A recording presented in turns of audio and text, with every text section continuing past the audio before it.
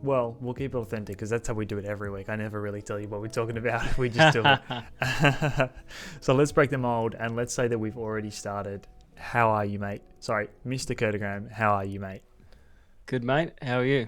Yeah, I'm good. We were just talking before we started.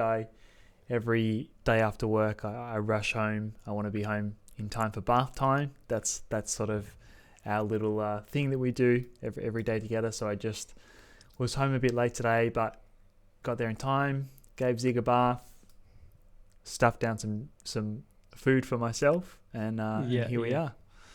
What have you been doing? What's been on your plate this week?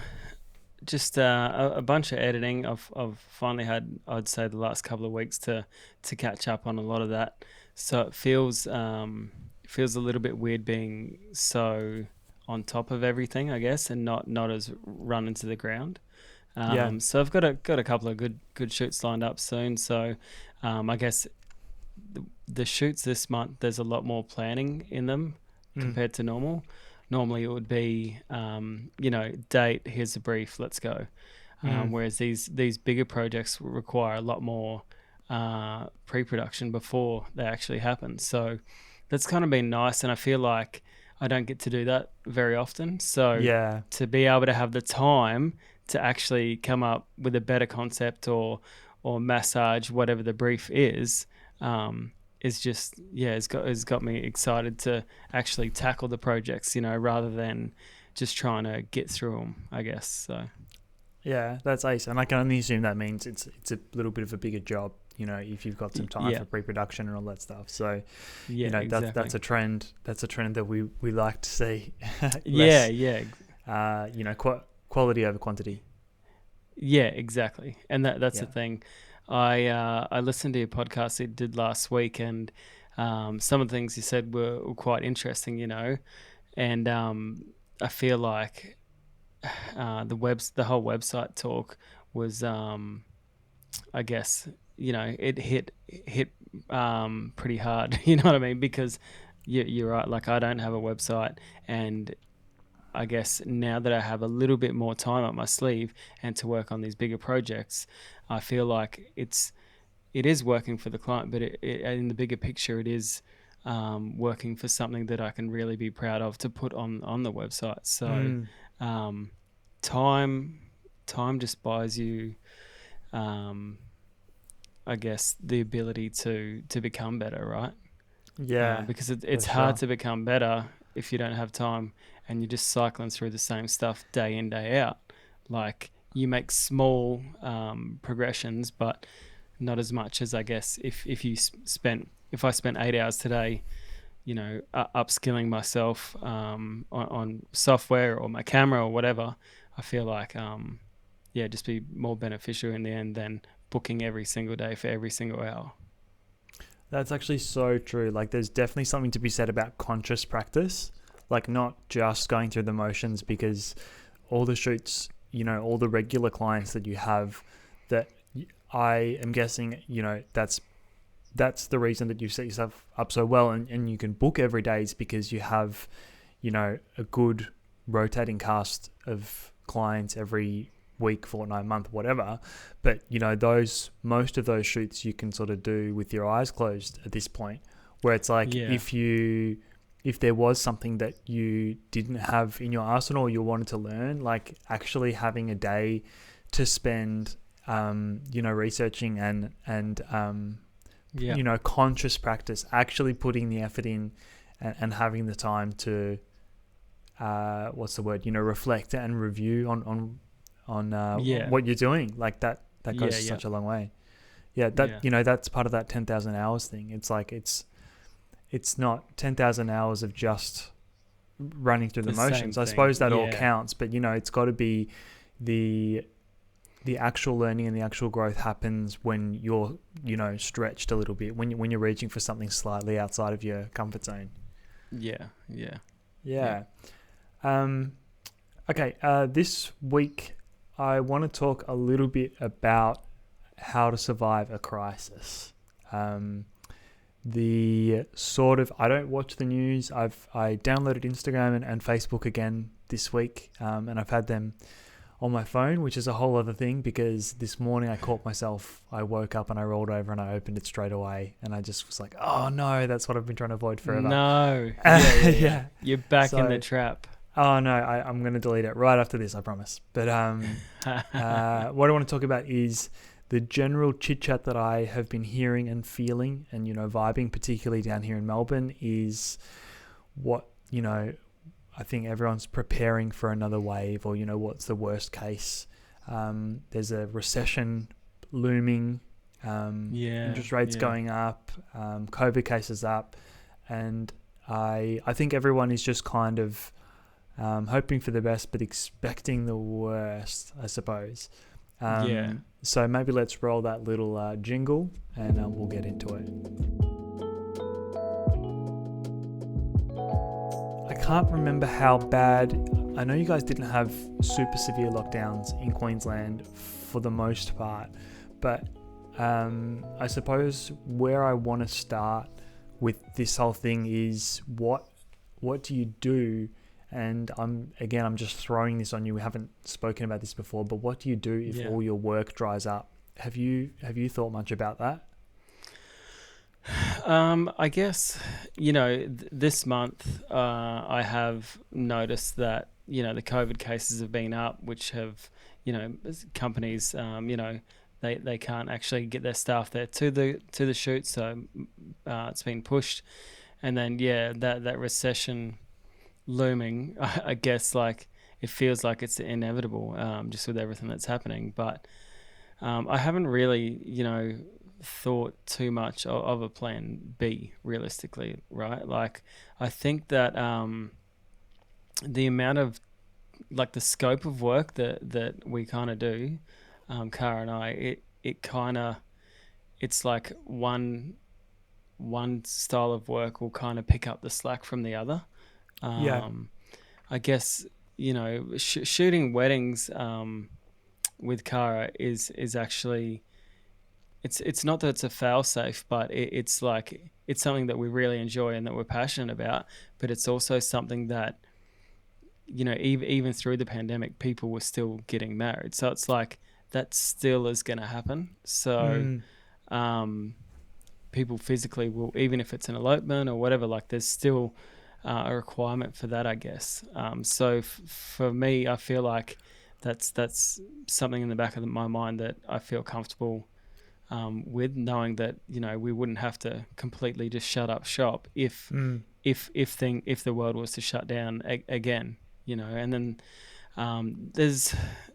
then being so versatile as well means that I could literally get a client to send me product so then I could shoot it from home.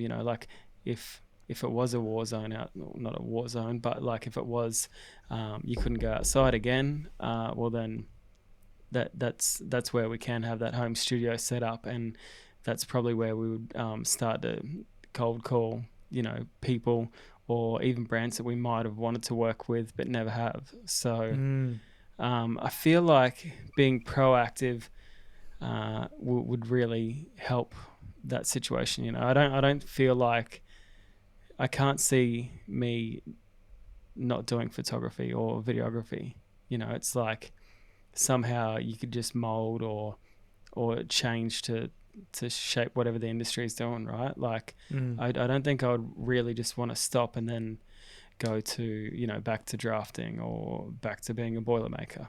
But there are also probably options that I have as well, because I did study earlier on in my life and have those skills and accreditations. So whereas if it was someone younger who's, it's their first couple of years into photography, or it's their first year in business as a photographer, part-time or full-time, and then this kind of happens, well then, they might not have the qualifications yet.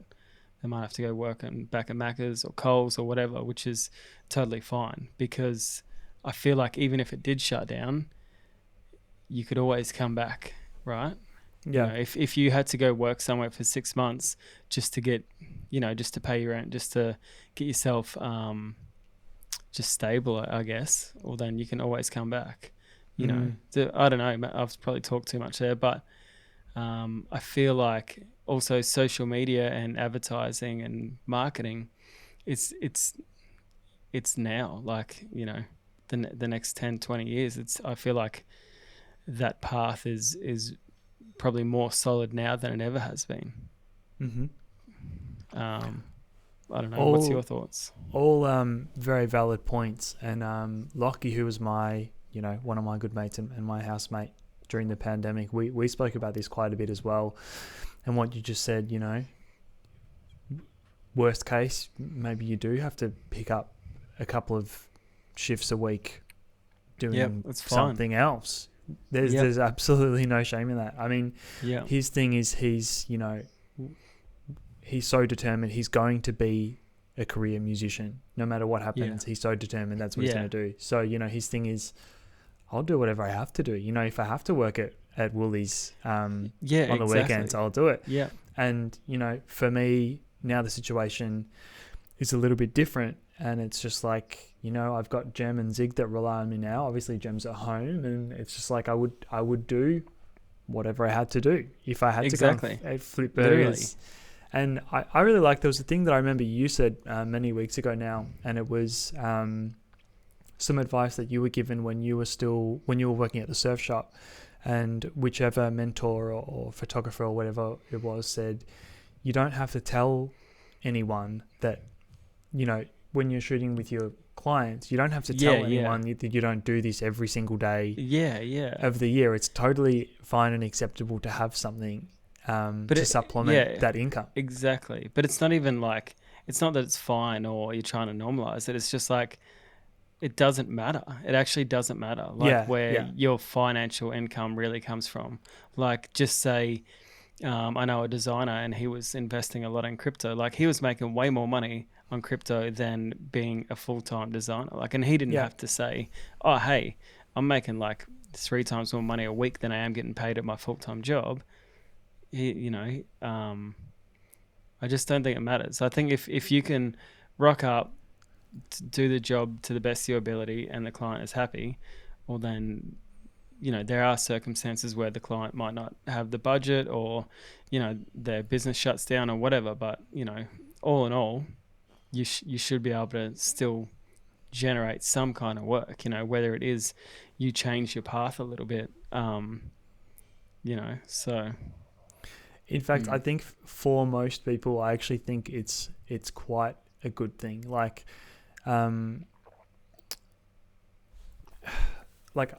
we both used to do it. I used to do it for years. I used to work at a retail job 3 or 4 days, and then just do YouTube the rest of the time, and band photos, which don't pay very much. But I think band photos pay money?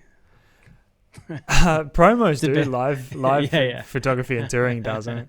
But I would say I would have probably done better from promos than almost anyone in Melbourne. Back in the day, I was probably, at my peak, I was probably shooting one a week, two a week sometimes. Which is a lot, realistically. But where was I going? The thing about that is, if you have, like, let's say in that case, a retail job, it's fine. It's not as easy as it looks sometimes. Sometimes do you go to work, do you feel absolutely miserable about it? Sure. But on the flip side, it's a job that you can just kind of leave at work, and then it leaves your photography and your, side project, your side income, and your passion as just that, a passion. It leaves it as this special and sacred thing that is your that's your drive, that's your motivator and your thing to work on. We've spoken about many times about the real fulfillment is from having a project to be building and to be working on. And I think, I'm sure you've had I know you're going to be a photographer no matter what, but I'm sure sometimes you have the thought, maybe I should have just got a day job. Like maybe it'd be easier if I was just working in accounting or some corporate job. Like I think that crosses everyone's mind at some point. For sure. I think, but that's only when it's not because of the lack of work, it's because of the amount of work normally. Totally. So it's like the huge amount of hours. Whereas when I was drafting, it was 38 hours a week, and that's it. I was just shut up shop, and then, I had all my weekends, and all the time after work as well, Yeah, So, I totally get it. I wasn't saying that as like, I'm not getting any work here. I should, for the money, I should have done something else. I just mean like when it gets tough, you're like, how easy do those people have it that just work in an office and just clock off for the day? But the grass is always, always, always greener. And I think probably now more than ever to have something really secure for the next couple of years is going to be pretty important. It's something that comes up. I see it not on my comments on my YouTube videos, but I see a lot of other photography YouTubers talk about it, which is like, and we've done this to death as well, but what's the point? When do you reach that tipping point where you do it full time? When should I quit and just go all in? And the answer is, I think, almost always like never. It should be. There shouldn't be a question. You would just know. It would just make too much. Yeah, I think you're right. You'd be losing more to not do it. By the time it's at that point, you already know. Like you don't have to ask the question. Yeah, I think you're right there, because you should know that you can't physically do it all. So that's when you have to make that decision to pursue photography or scale it back. So, and again, that's totally up to you. Yeah. So let's say for, a couple of weeks, for a month, the shoots start to slow down and there's not really that much coming through. Like you said, the wedding is always a pretty safe one for you, but let's say we go back into lockdown and there's restrictions and can't do it. People can't be in the same room. What does it look like? You mentioned you would hit up some different brands and asked to be sent stuff to shoot at home. What does that look like for you? Go on. So where was I going with that?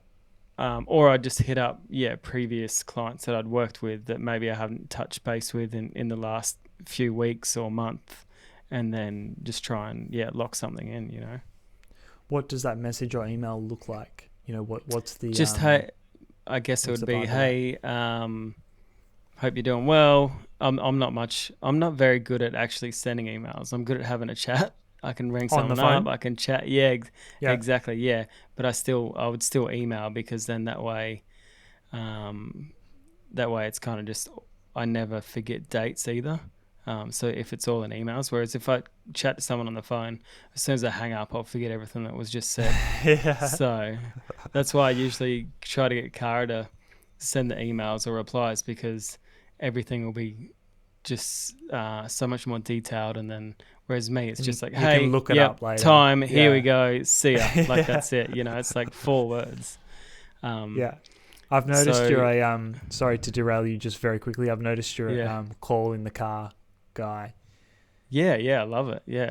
When I and it's always a lovely surprise, and there's always something interesting that you're calling about. But when I see your name pop up on my phone, I'm like, okay, Kurt's driving home from somewhere right now. And I think each one of my friends knows that. It's like, every time Dad answers the phone, he's like, where are you driving to? It's first question. Productive. But so for me it would just be, hey, I'm just scheduling, my next month.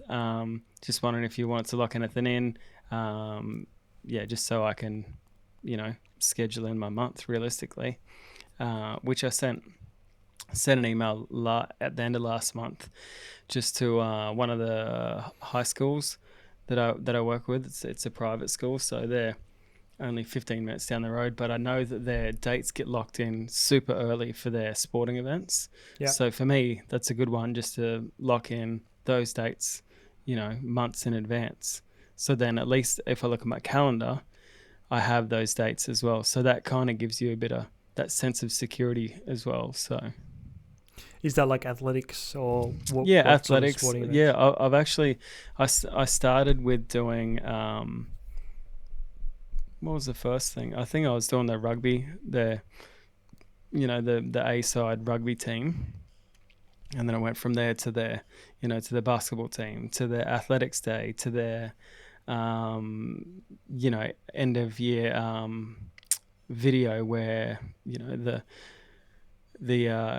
school captain, it's kind of like a short film kind of thing. So it was like just the relationship with them has been really good, and it's easy for me to work with them. So and also I get to practice a few different tricks or bring some things to the table as well, which is exciting. Like, because with it, not every client you have the ability to throw things at them and then just want to try something new or different, Yeah. So That's cool. I like that. To again derail you for just a moment there, you just reminded me of something that I have been meaning to ask you off the podcast. Zach plays, my brother plays like what I would term semi-professional basketball. And this season he's playing with like a few sort of really high-profile Australian basketballers. So he's really enjoying it, and he's really excited, and we love. He doesn't get many minutes, on any given game when the superstars are there. Yeah, exactly. But we all really love to go and watch him play on weekends. And I took the camera down, just take a few snaps from the stands the other day. And I actually wanted to ask you, obviously in my opinion, the most challenging thing in sports is going to be focus or autofocus, right? Fair enough if it's like, athletics or golf or tennis or something with a single person. But how are you focusing in a fast game with many bodies all in the same area? How are you approaching that? So you don't actually, I'm not sure with the A7 III what focus modes there are, but the beauty of using my A7R4 or the A9 II is that at the very bottom there's a focus mode where it allows you to track a person. So if you know that someone's going to get the ball, it's like you read the play a little bit before they get it, and you actually lock focus on. I always lock focus on their head, because that's the rule is that you want their face in focus rather than the ball. Realistically, if you were shooting at 1.8 or 2.8 or whatever, so it always just it's like a focus lock, I guess. And then that way I can move my camera wherever and I'll still track that person. And if that isn't on your camera, then I would just go AFC wide and then trust my camera that it will, where I'm shooting, it will, that's the person I want to focus. Or another method, you could just use center point, because a lot of the time your subject will realistically be in the center of your frame. So that way it's not focusing on the outsides on random players. And I would turn my eye and face detection off, because that's where you get, off, because you get stuck with it just focusing on the dude like 40 meters behind him. Same as like crowds or weddings, it just goes wild, Interesting. So again, it's just playing around with a couple of those different settings, So that first one that you mentioned, are you to first be able to lock on to that person that you want to track? Yep. Are you back button focus on him? Like, I'll use the joystick to point at the person, back button focus, hold it on him, track him with my camera, and then when he gets the ball, that's it. Interesting. Yeah. So that's one method, or the AFC face detection off, all that stuff off, and then it should just it'll throw up 30 different green little bars that kind of just go all a bit sporadic. Mm-hmm. And I feel that works best as well. I'll have to give it a try. One thing Yeah. I have sort of accidentally figured out just in the last week or so, I reckon, is because obviously shooting DSLR for so long, I'm still so used to shooting with the camera up to my face.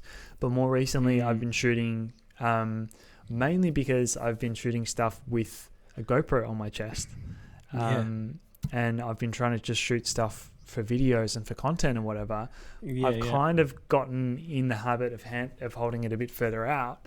And instead of, I've always just done spot, focus, small, and just, absolutely worked my thumb, chasing subjects around with a joystick. But recently I've changed it to medium or large. I've just made the box a bit bigger, face detection or eye detection or whatever, and I'm literally just pressing on the screen with my thumb where the person is, and then letting the camera catch the eye. Is that just that's a thing great that people do, or did I just invent that? No, a lot of people do that for video. They'll do touch to focus. Okay. Actually, on the Fuji, the X100V, you can actually set it up so that when you touch to focus, it will actually, when it focuses, it will take the image. So you don't actually have to, so you can just touch the back and then it goes click, takes the photo. So focus takes the photo without you having to then go back to the trigger to then take a photo. I think I actually turned touch off. On my X100V. I turned touch off everything just because, I never want to use it, but it actually is really handy. So just say you had kids running around or whatever, you just touch on their face, and the moment it grabs hold, it will take an image. So that's on the Fuji, not on the Sony, but I think it's a great feature, Yeah, cool. Especially with a lot of people these days using iPhones or iPads where they'll touch to focus and then press the button. This eliminates that second thing. Well, honestly. Handy. Great. Yeah, so good. But a lot of people use that touch to focus for video work, where they just touch and then it can lock on, and then you can cancel it by pressing the X button as well for video stuff. I don't know when I started doing it. It was very recently, but it's just like all I need is to get it in the general vicinity, and then the camera will do the rest. And it's absolutely changed the game for me. It's so good because we have, remember we talked about, you have that old Canon camera that focuses where your eye eye looks. control, Yeah, so it's basically like that. Like I've always thought, that's really cool, but what they really need is something that can focus where your mind is thinking, because we don't have our eye to the camera as often anymore. No, exactly. But this is the next best thing, because all I have to do is just instead of like fang around the focus point with the joystick, just touch on the back of the camera, and then I've still got my finger on the shutter. Exactly. That's been really good. Although I have to say, I haven't been shooting. Outside of my job, I haven't been shooting my Sony camera at all. X100 is just killing the game. Maybe we'll do a little jingle there, and we'll get into that. So like at the moment, I'm going really hard on the 2 videos a week thing, and the easiest type of video that I can do on my own is just anything POV, just put on the GoPro, because I don't always have someone to film with me. And I'm so hyped on the photo walk at the moment. To be quite honest, it's probably not the best content that I could be making, for someone to watch or for someone to find in search or whatever. But just in terms of the enjoyment I get from doing it, and the just how I feel, it's just like it feels creative. Yeah. It feels creative. It's a great way to spend a few hours, and it's just really gotten me into the habit of just shooting and editing video straight away and just getting the video done and getting it up every week. I absolutely love it. Yeah, I rate it. Because I know that you're going to produce a video a week. So I'm on my YouTube subscriptions, I'm waiting for that actual video to come, right? And then when you've been uploading, the photo walk that I saw the other day, I was like, this is interesting. Because I really enjoy that camera, or if I was going to purchase that camera, I would want to see what the images look like. Because with a lot of reviews, I know Ken Rockwell or, a couple of those other guys, they do really great in-depth reviews, and there's a lot of data and statistics and all that stuff.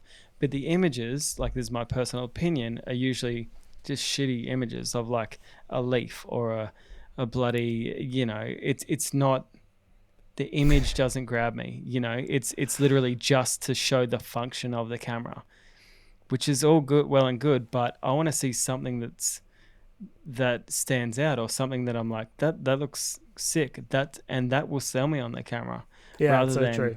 Just some stock shit photo of a leaf. It's so true. It's always a leaf, or a flower petal or something. Yeah, exactly. Like, you've got the whole world to explore, and I'm sure there's something a bit more interesting than, or maybe it's just they don't have time or don't want to put in the effort. But for me, I've watched a fair few, especially with film cameras, the little point and shoots, like just images with a review, or it doesn't even have to be with a review. Some people just go, hey, here's images that I took with this camera. They do a bit of POV like you've done, and then that's it. Like, I just think it's a great piece of content, even if it doesn't get 1 million views.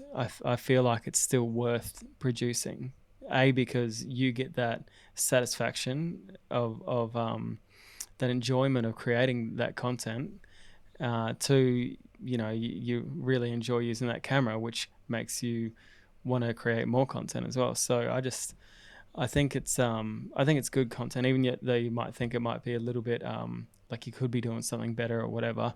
I feel like the purpose it serves is for you and less about someone else, which is kind of makes it a bit more genuine and also organic as well. So I don't know.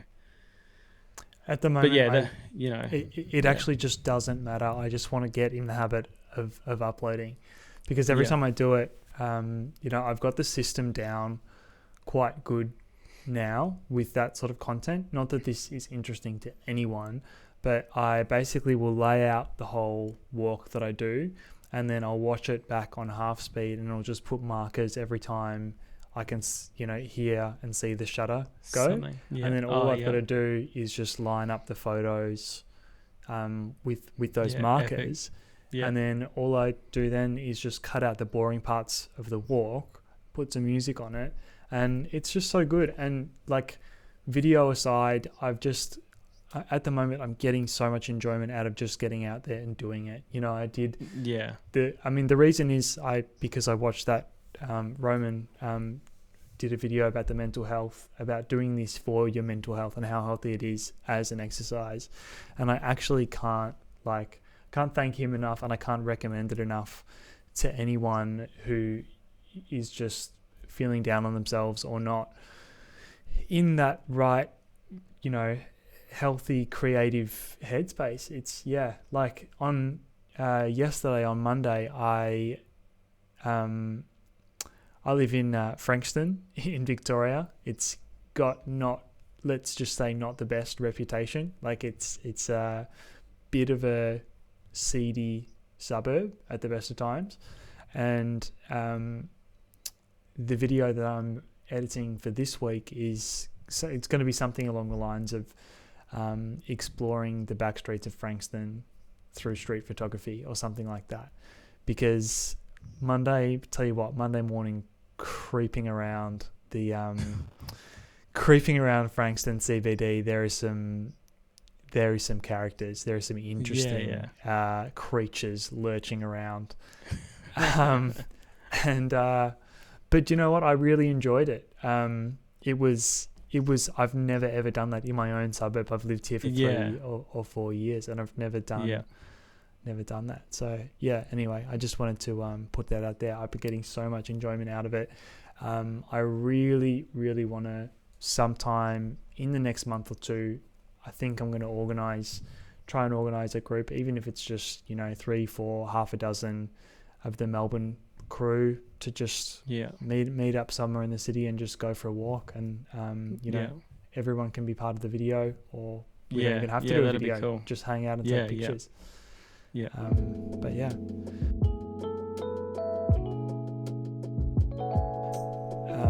Cool. All right. Have you got a tool of the week for this week? Actually, I see you didn't have a tool of the week last week, so I'm like, I need to find something. Yeah. Because it should be a thing. I guess what I have got recently is one of those moneymaker straps. So I used to put shit on everyone who had one because they just looked. You just look like a loser, But when you actually use it, you don't look like a loser. You look like a wedding photographer. Exactly. So you look like a wedding photographer. So, but it just makes so much sense. Like I use it when I shoot NRL games, and then I use it now at weddings, and it's like a lifesaver to just have the cameras on me at any given second. I can shoot with a different lens or different camera. So for me, it's like usually I would just have one under my arm and then shoot with the other one, and like I never even had a strap because I just thought they looked stupid, even though they're actually very practical.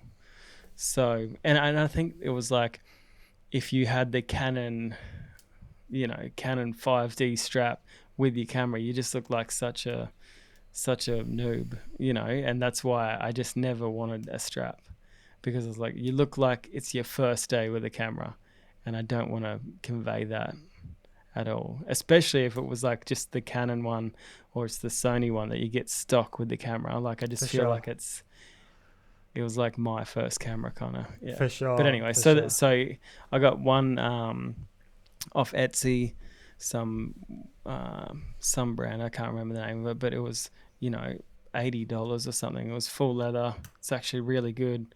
I went that over a moneymaker because moneymakers are like 500, or I'm making up a number here, but yeah, they're a lot more expensive. And for me to test it and use it, I just didn't want to pay something, and I was actually really happy with the one that I got off Etsy.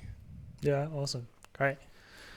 Love that. Yeah, I have a super love-hate relationship with camera straps. I just find no matter what strap it is, I just find them to be quite uncomfortable. I've got a nice Peak Design strap for my Sony kit, which I use when I have to, but I don't enjoy it. I've got this little, the rope one for the X100V. It's actually really handy. I mean, the camera's so light you don't even notice. But I have a real love-hate relationship with straps, and I've also avoided the Holdfast Moneymaker. I think it was Batuta Advocate, they made fun of wedding photographer that had that strap, and I think that was what put me off. The edge. Yeah. But I know I used to, like a few years ago, I used to really like them. I remember Jeremy had one before anyone else that I had ever seen, and I was like, that's so cool, and he had spent the money to get the proper one. Okay, this is a really silly one, but I have a pile of SD cards in front of me here. And this week, I don't know when was the last time you did this, but I really needed to do this. I went through my SD card. I've just got like the Think Tank Pixel Pocket Rocket, I think, which is just like the wallet for the SD cards. Awesome. I love it. And I took them all out, double checked what was on all of them, and just formatted all of them. And my God, did it feel good to know that every single card that I own is clean and ready to use. I don't know, when was the last time you did that? Probably never ever. No, I do it like every single day. Oh, do you really? Yeah, I'm so impressed. Yeah, man. Like when I charge my batteries, I put every single card in, format it, and then put it back. Yeah. That's put it in the little. I've got a Pelican one. It holds 2, 4, 6, 8. They're like 16 cards. Yeah.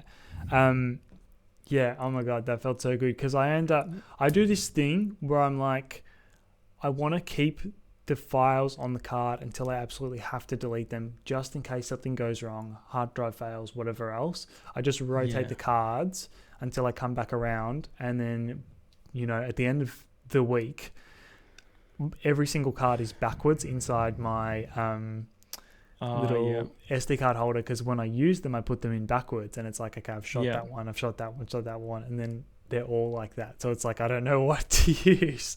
Yeah, So true. I suppose the real tool of the week is, for stills in particular, you don't need a crazy good SD card. I just have the classic Extreme Pro SanDisk Class 10. It's like 170 megabytes. You don't need really, well, I don't need any more than that for stills. They're so Yeah. cheap now. They're like $30-$40 Yeah, for I 64 gig, maybe 50 Yeah. for 128. It is just, you have no excuse to not have decent Yeah. cards and have a Storage. lot Yeah. of them. Yeah, just Yeah. get 5 or 6. Yeah, exactly. Absolutely no excuse to not have those. They're so cheap now. Yeah, well, for me, because of the resolution of the A7R4, um, you know, it's 61 megapixels. So I need every card I have is 256 gig, and then its write speed is 300 or 299 megabytes. Because, especially at sports and stuff like that, if I'm just hammering it, man, I need it to work, like, and need it to be quick. That's one of the very few, I feel like, sports and maybe wildlife, one of the very few Yeah, instances where you actually need speed that and, exactly. frames. You need frames. Yeah, exactly. My day-to-day stuff, yeah, I'm just taking one photo here and there, so Yeah. it's a different game. Same. Yeah.